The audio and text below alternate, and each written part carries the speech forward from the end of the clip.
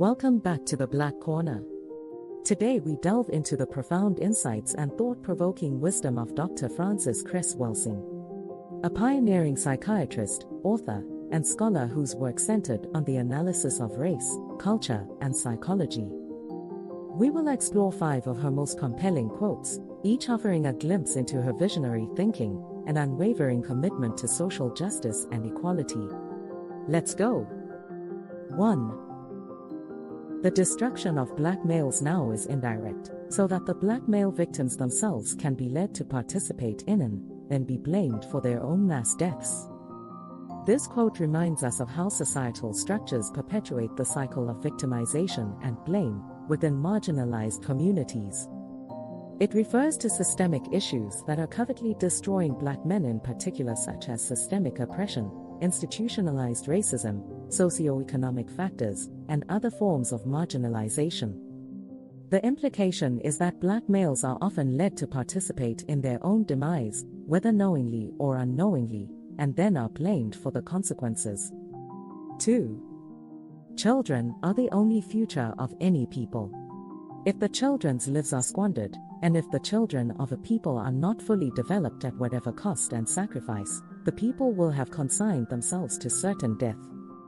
These words remind us of the power that children have in carrying the hopes, dreams, and potential of their people.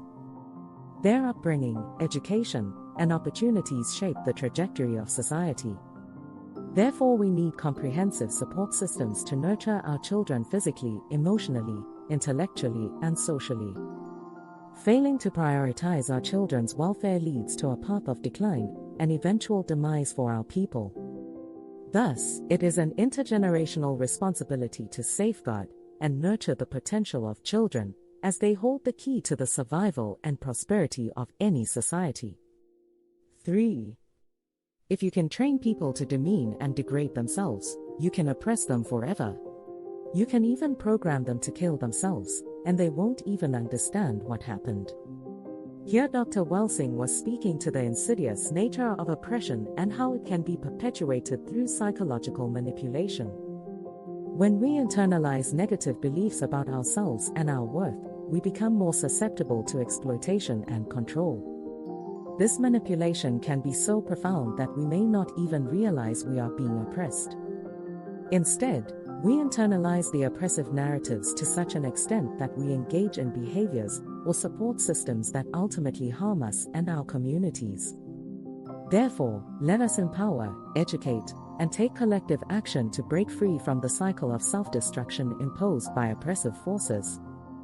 4. I won't rest until black children are taught to love themselves as themselves. Dr. Welsing expresses a deep commitment to promoting self-love and self-acceptance among black children.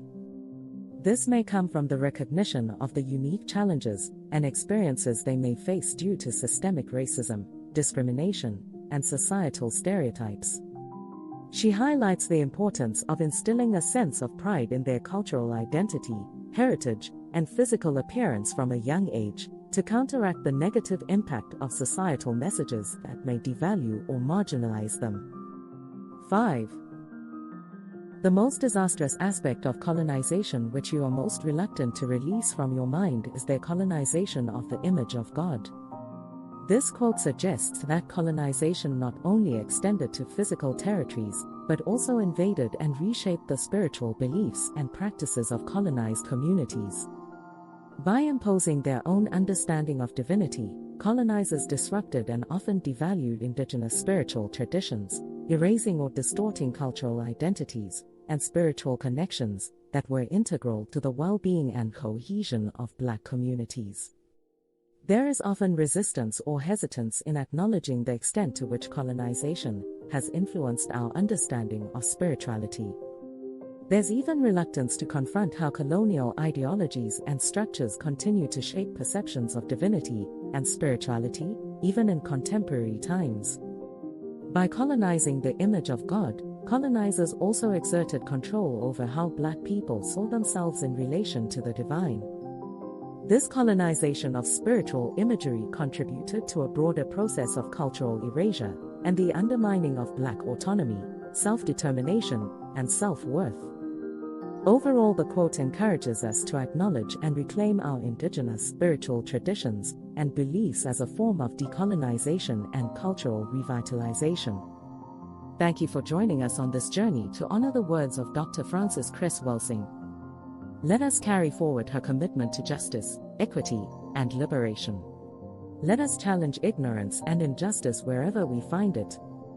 May we all be inspired to create a world that reflects her wisdom and compassion. Until next time, stay inspired.